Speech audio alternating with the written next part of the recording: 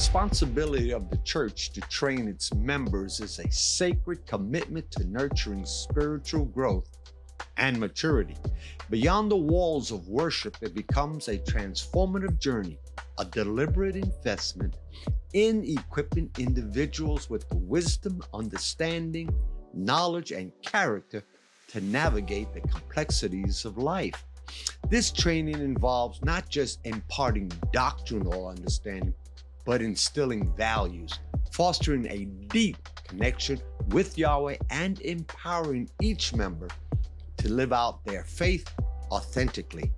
In embracing this responsibility, the church, the ecclesia, becomes a guiding force, shaping individuals to become resilient, compassionate, and spiritually grounded contributors to their communities and the world.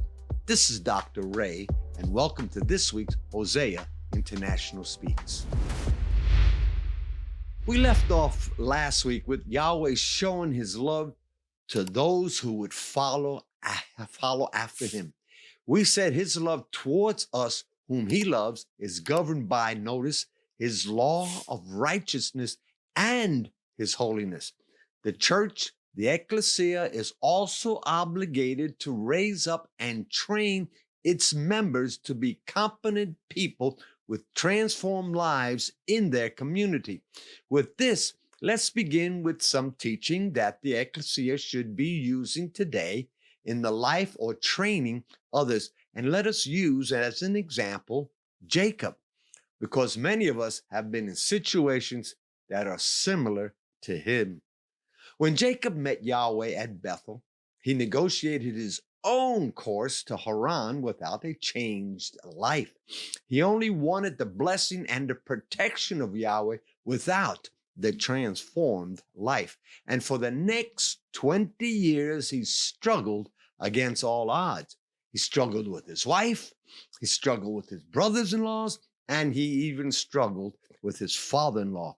Genesis 31:1 says this: "Now Jacob heard the words of Laban's son, saying, Jacob has taken away all that was our father's, and from what was our father's, he has acquired all wealth." Verse 5 continues with Jacob replying, "And he said to them, I see your father's countenance, that it is not favorable toward me as before, but the God of my father has been with me." And 41 continues by saying, "These 20 years I have been in your house.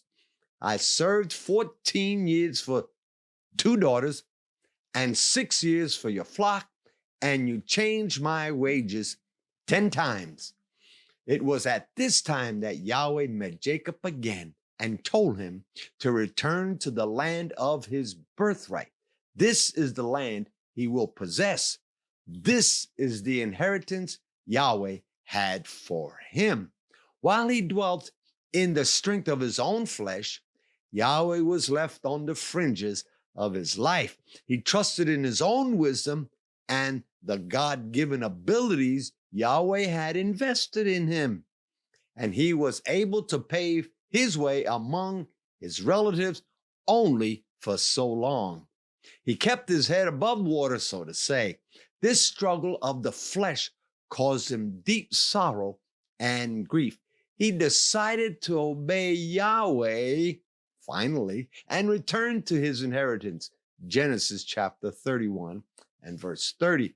And just like the prodigal son who returned to his father's house, Jacob returned to the promised land. Let me say this before he can possess the land, the life of the flesh had to be crucified. The flesh cannot inherit spiritual blessings. The things promised cannot be inherited by the life of the flesh and its ensuing struggles. When Jacob made his way home, he was met by angels, chapter 32 of Genesis, verses 1 and 2.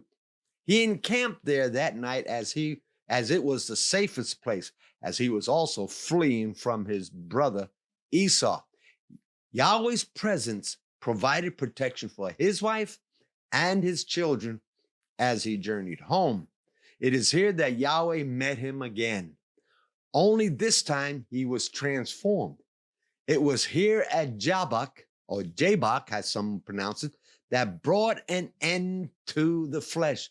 And it was no longer Jacob that lived, but Israel, chapter 32 and verse 28. Now, just to let you know, the word Jabbok means to empty, to pour out. So in other words, Jacob was ending or pouring out some things in his life that needed to be released.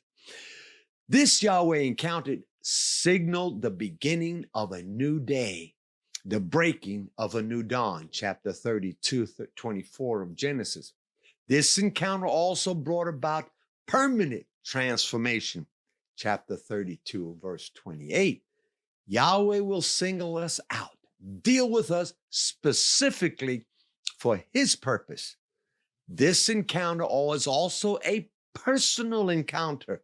Genesis chapter 32 and verse 24. He was touched by the angel. Some of us might need to be touched by Yahweh in a way where we might be just crippled in life in order to continue with Yahweh. This also encounter brought Jacob into a spiritual position of stature. 32 verse 28. He had prevailed with Yahweh and also with man. And because of this position in Yahweh, he was going to move on his behalf and protect him from Esau, his brother. This encounter was a fulfillment of his vow and a portal of obedience. We can see this in Genesis chapter 28, verses 20 through 22, and also chapter 32 and verse 13. It would do you good to go back and read those at this time. So pause it right here and go ahead and read them and then continue. This encounter was to complete the first transaction that occurred some 20 years earlier. It also finalized his experience in Yahweh and brought Jacob into a new walk with him. This encounter brought protection, and safety for him and his family. It brought his enemies to be at peace with him. You can see that promise in Proverbs chapter 16, verse 7. The church, the ecclesia, must come into this place of total transformation to warrant a sovereign hand of Yahweh working on their behalf. When our hearts bow in submission to Yahweh, the knees of our enemies will also bow. No weapon formed against us will prevail, and every tongue that accuses you in judgment will be condemned. Isaiah chapter 54, verse 17.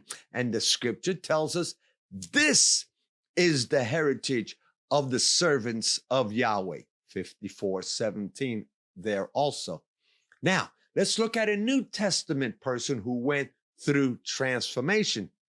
Peter.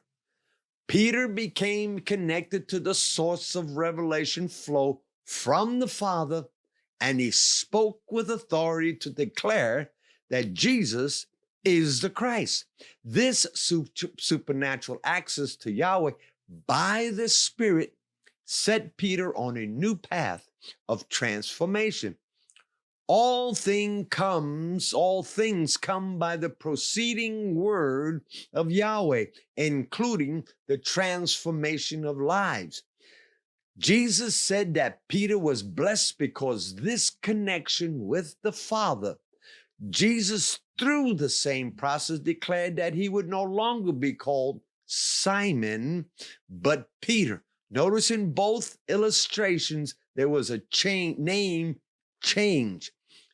Peter, Simon became Peter, a rock, not a shifting wheat or reed. Yahweh cannot build his house on shifting sand or shifting reed. He needs strong materials to be laid as foundation for what he is building. The church, the ecclesia, is being built on this foundation of its divine connection and the access to the flow of the revelation of the Father. This will give the ecclesia a spiritual stature to advance the kingdom of Yahweh on the earth. However, Peter was also taught when his mind interferes with the flow of the Father's revelation and accepts the ways and agenda of the flesh, satanic spirits can sabotage the purposes of Yahweh. Matthew chapter 16 tells us of the encounter Peter had with Jesus, how he rebuked him, or Jesus, when he related to the other disciples that he was going to the cross and that he must die for mankind. Let's look at this in verses 21 through 23 of chapter 16 of Matthew. From that time, Jesus began to show his disciples that he must go to Jerusalem. I can understand this. Can you see that when Jesus began? That means little by little, he began to maybe throw something out here or throw something out there at them. And he's to show his disciples that he must go to Jerusalem and suffer many things from the elders and chief priests and scribes and be killed and be raised up the third day. Peter took him aside, I can imagine that, and began to rebuke him, saying, God forbid it, Lord. This shall never happen to you.